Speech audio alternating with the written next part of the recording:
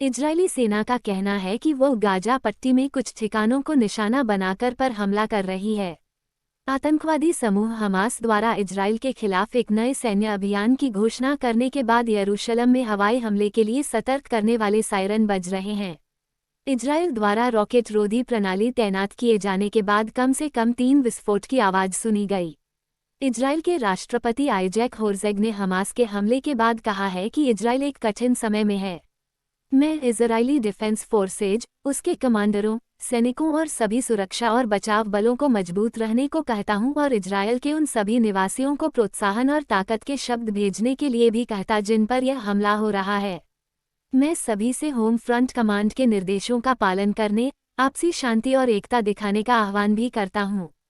इसमें हुई लापरवाही से हम उन लोगों की मदद करेंगे जो हमें नुकसान पहुंचाना चाहते हैं। इजरायली वायुसेना के दर्जनों फाइटर जेट हमास के ठिकानों पर लगातार हमले कर रहे हैं। इजरायल डिफेंस फोर्सेज के प्रवक्ता ने कहा कि हमास ने इजरायल के खिलाफ हमला किया है। सुबह से कुछ क्षेत्रों और कस्बों में घुसपैठ की कार्रवाई के अलावा इजरायल की ओर लगभग 2200 गोले और मिसाइलें दागी गई हैं। इन हालात के मद्देनज़र दक्षिणी क्षेत्र में बड़ी संख्या में सैन्य बल को बुलाया गया और घरेलू मोर्चे पर 80 किलोमीटर दूर तक आपात स्थिति की घोषणा की गई। साथ ही हजारों की संख्या में रिजर्व सैनिकों की भर्ती का भी ऐलान किया गया है।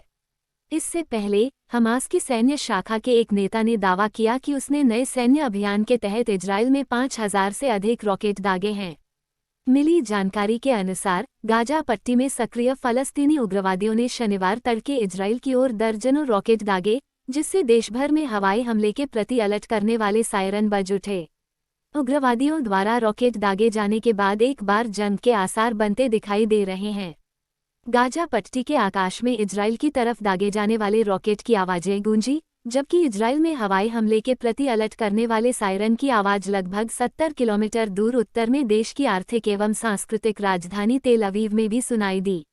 इजरायल पर गाजा से 3.5 घंटे से ज्यादा समय तक लगातार रॉकेट हमले होते रहे। लगातार हमले में कम से कम 5 लोग मारे गए और कम से कम 100 लोग घायल हुए।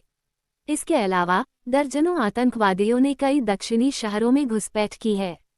कई लोगों के हताहत होने की खबर है। इजरायल की मैगन डेविड एडोम बचाव एजेंसी ने बताया कि दक्षिणी इजरायल में एक इमारत से रॉकेट टकराने से 70 वर्षीय महिला गंभीर रूप से घायल हो गई। एजेंसी के मुताबिक इसके अलावा रॉकेट के छर्रे से 20 वर्षीय युवक को हल्की फुल्की चोट आई है। हमास की सैन्य शाखा के एक नेता का कहना है कि सशस्त्र समूह ने इजरायल के खिलाफ एक नया सैन्य अभियान शुरू किया है। मोहम्मद डीफ ने कहा कि ऑपरेशन अल-अक्सा स्टॉर्म शुरू करते हुए शनिवार तड़के इजरायल में 5000 रॉकेट दागे गए। इजरायल ने गाजा पट्टी से घुसपैठ की भी सूचना दी है।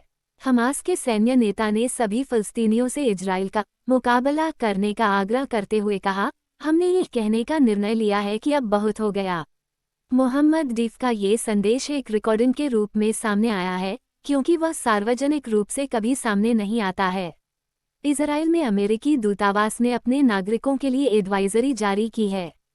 हमास के हमले पर अमेरिका की भी करीबी नज़र है। अमेरिका ने साफ कहा है कि वो इजरायल के साथ है।